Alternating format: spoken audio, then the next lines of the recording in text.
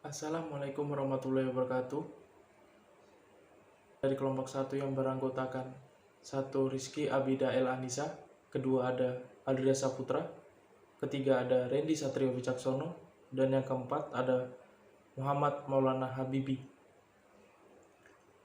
Di sini kami akan mempresentasikan hasil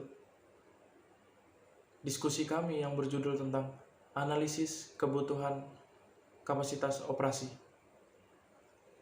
Langsung saja masuk kepada materi subbab yang pertama, yaitu arti manajemen kualitas. Pengertian manajemen kualitas adalah sekumpulan kegiatan manajerial seperti merencanakan kualitas, mengorganisasikan kualitas, mengkoordinasi kualitas, mengendalikan, dan yang terakhir adalah mengevaluasi kualitas, di mana ini dilakukan oleh setiap fungsi manajemen yang ada dalam organisasi untuk meningkatkan kinerja dalam artian kualitas kerja. Mungkin itu saja yang saya dapat sampaikan. Selanjutnya akan dilanjutkan oleh teman saya. Assalamualaikum warahmatullahi wabarakatuh. Perkenalkan, nama saya Rizky Abida El Anissa, NPM 012. Di sini saya akan menjelaskan tentang permintaan dan tingkat kapasitas. Manajemen permintaan bertanggung jawab untuk mendistribusikan kapasitas untuk memastikan bahwa layanan penting tidak terpengaruh atau setidaknya untuk meminimalkan dampak pada mereka. Untuk melakukan tugas secara efisien, penting bahwa manajemen kapasitas menyadari prioritas bisnis pelanggan dan dapat bertindak sesuai. Namun terdapat peramalan yang baik dan fasilitas yang dibangun sesuai dengan peramalan tersebut. Dapat terjadi ketidakcocokan antara permintaan aktual dan kapasitas yang tersedia. Ketidakcocokan ini dapat berarti permintaan melebihi kapasitas atau kapasitas melebihi permintaan. Perusahaan dapat memiliki beberapa pilihan. Yang pertama ada permintaan melebihi kapasitas. Jika permintaan melebihi kapasitas, perusahaan dapat membatasi permintaan dengan menaikkan harga, membuat penjadwalan dengan lead time yang panjang, dan mengurangi bisnis dengan keuntungan marginal. Walaupun demikian, karena fasilitas yang tidak mencukupi ini mengurangi keuntungan di bawah yang mungkin dapat dicapai. Solusi jangka panjang biasanya dilakukan dengan cara meningkatkan kapasitas. Yang kedua ada kapasitas melebihi permintaan. Jika kapasitas melebihi permintaan, perusahaan mungkin menginginkan untuk merangsang permintaan melalui pengurangan harga atau pemasaran yang agresif, atau mungkin menyesuaikan diri terhadap pasar melalui perubahan produk. Yang ketiga, penyesuaian pada permintaan musiman. Sebuah pola permintaan musiman atau siklus permintaan merupakan tantangan yang lain pada kapasitas. Dalam beberapa kasus, manajemen merasa terbantu jika dapat menawarkan produk dengan pola permintaan yang saling melengkapi, yaitu produk-produk di mana satu jenis memiliki permintaan tinggi dan jenis lain memiliki permintaan rendah. Contohnya, perusahaan menambahkan sebuah lini produk mobil salju agar pada saat winter tiba, penjualan terhadap produknya tetap bertahan. Sekian penjelasan dari saya. Jika ada kurangnya, saya minta maaf. Wassalamualaikum warahmatullahi wabarakatuh. Baik, akan saya lanjutkan mengenai rencana kapasitas alternatif. Jadi, kapasitas adalah hasil produksi atau volume pemrosesan, throughput atau jumlah unit yang dapat ditangani, diterima, disimpan, atau diproduksi oleh sebuah fasilitas dalam suatu periode waktu tertentu.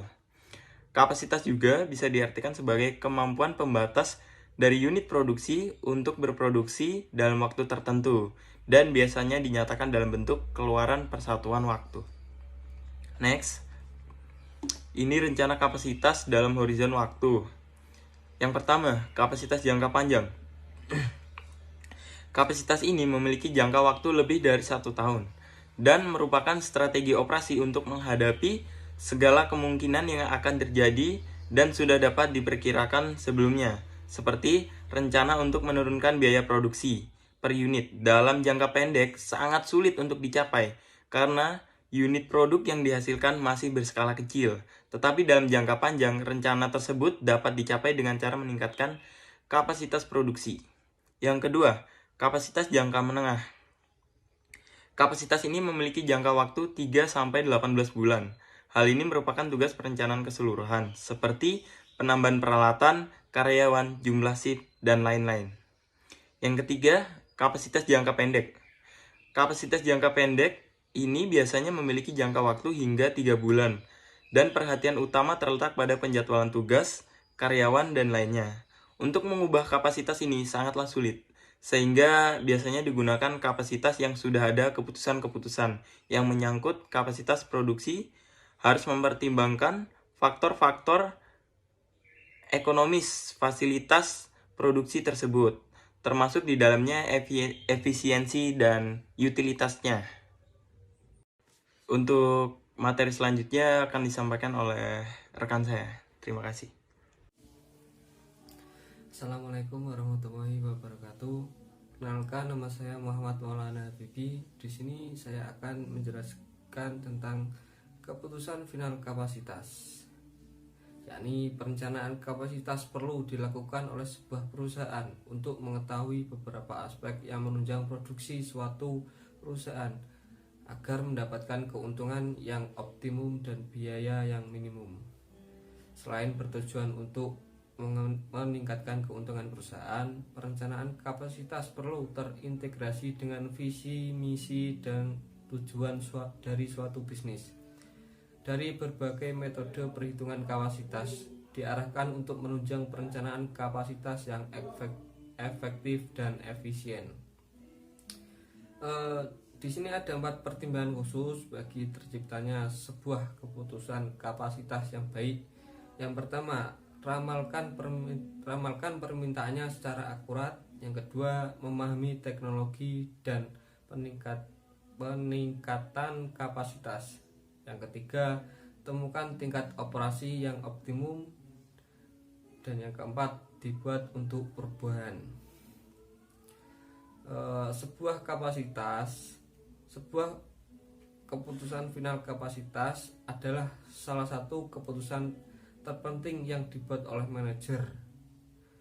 Hal ini dapat mempengaruhi perusahaan dalam jangka panjang ataupun jangka pendek. Oleh karena itu, dalam memproduksi produk harus memperhatikan beberapa jumlah yang akan diproduksi agar dapat mencapai keuntungan yang maksimum. Selain itu, harus membuat strategi khusus agar produksi yang kita jual tidak kalah saing di pasaran. Analisis titik impas. Analisis titik impas merupakan alat penentu untuk menetapkan kapasitas yang harus dimiliki oleh sebuah fasilitas untuk mendapatkan keuntungan. Tujuan analisis titik impas adalah untuk menemukan sebuah titik dalam satuan mata uang unit di mana biaya sama dengan keuntungan. Titik inilah yang disebut dengan titik impas. Sekian presentasi dari kelompok kami. Apabila ada kurang atau kesalahan kata, mohon maaf sebesar-besarnya. Wassalamualaikum warahmatullahi wabarakatuh.